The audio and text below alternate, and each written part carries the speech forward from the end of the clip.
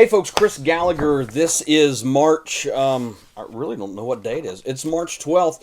It's a Friday. Thanks for being here. Thanks for being a part of the Preacher's Pen podcast. I want to share with you, if I can, just for a few moments on the Preacher's Pen Friday 5, about 5 things that you can practice today, really, that I think will help you for a greater week. Now, I'm going to go ahead and tell you, it's about golf. I am not a golfer. In fact, I hit the ball and I go find it. That's how bad I am at golf. It just, to me, it's not a game. Now, I used to be able to hit a golf ball a really long way. Now, I wasn't still I wasn't very good. It didn't make much sense for me to do that because I swing a golf club like a baseball bat. I hit the ball and it's almost got a boomerang effect. It's really difficult. But there was a time where I tried to learn how to play better golf. And I learned a very valuable life lesson in that. I guess you could say I learned 2. Number 1, golf is not for me. But the greater lesson was this. While reading Golf Digest, I believe it was, I ran across an article on how to play through the hole. And what that was, as you know, if you've ever played golf before, is you take the ball, you put it on the tee, you see where the green is down the line, or you look at your golf card and you're able to see where that dog leg is going to be maybe, and you're going to hit the ball the best that you can. However, what this article discussed was how to see from the hole backwards. Instead of looking at from your starting point forward, it said you need to go ahead and see from the hole backwards. And what that does is that transforms the way that you play golf. In fact, what it really does is it makes you realize something. It makes you realize your thinking is off. For instance, the first thing it said to do was to begin each shot with your goal in mind. Where do you want to be on that green? Not just how hard can you hit the ball, but where do you want to be? In fact, picture the last putt that you're going to make in that ball falling in there. How do you want to get to that green? Where's the ball placement on the green? From that ball placement, where do you want to be the shot before? If there's sand traps, if there's water hazards, where do you want to be before that last shot?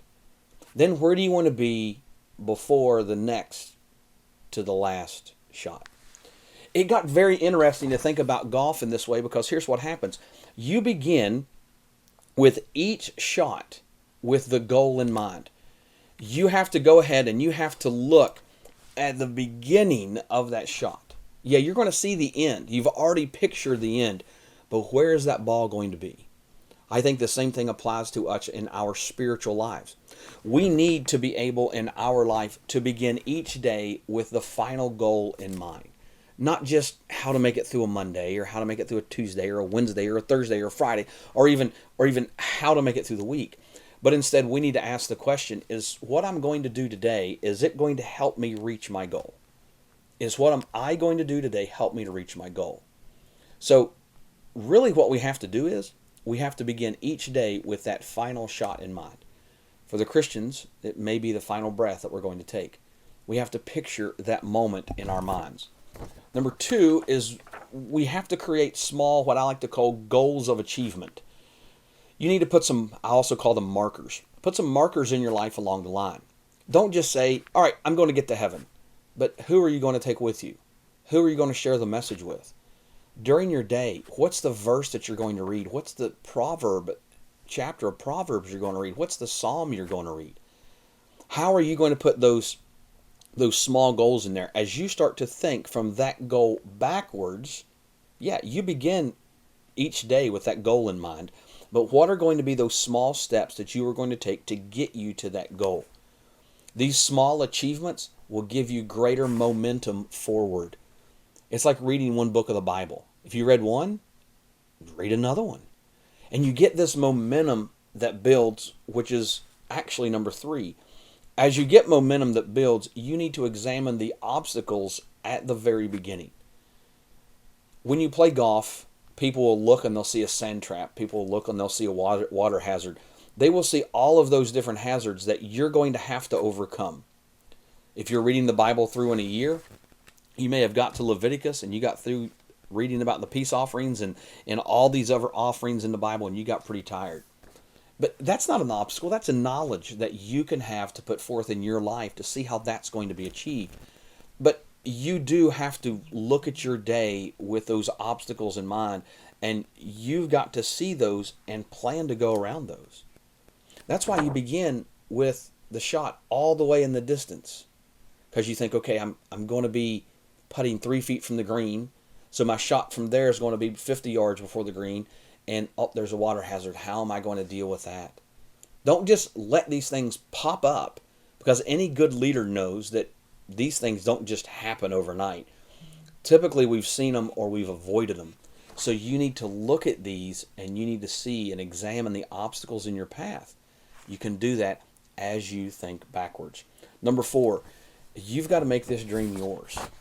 You've got to make, if you're playing golf, you've got to make this yours. You can't go out and be another Jack Nicklaus.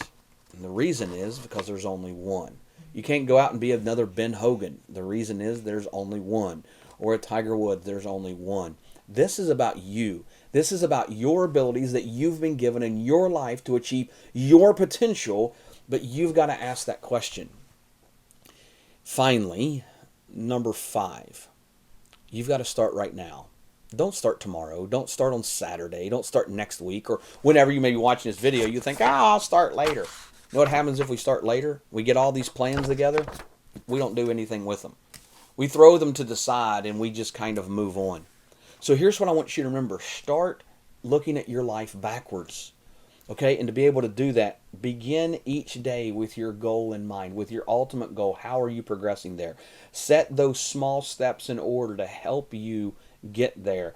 Number 3, look at the obstacles in your path. Don't just sweep them under the rug, but look at them and see how you're going to avoid them, how you're going to deal with them. You might need some help. You know, a golfer's got a caddy who's going to give him advice. Maybe you need that help with those obstacles that are in your path. Number 4, personalize it. Make it yours. Don't worry about what your parents did or what anybody else did, but personalize it for you and make it a part of your life. And number 5, get to work right now. Sit down and ask yourself the question, where do I want to be 20 years from now? Where do I want to be at the end of this life? That's really the question that you need to ask. But if there's anything that we can help you out on the Preacher's Pen, we'd be glad to do that. Once again, my name is Chris Gallagher. Thank you for being with us today. Thank you for watching our video. Check us out on thepreacherspen.org and all the resources that are there. There's going to be more resources coming very, very soon. But thanks for being here today. I appreciate each and every one of you, and I look forward to talking to you again soon. Have a blessed day.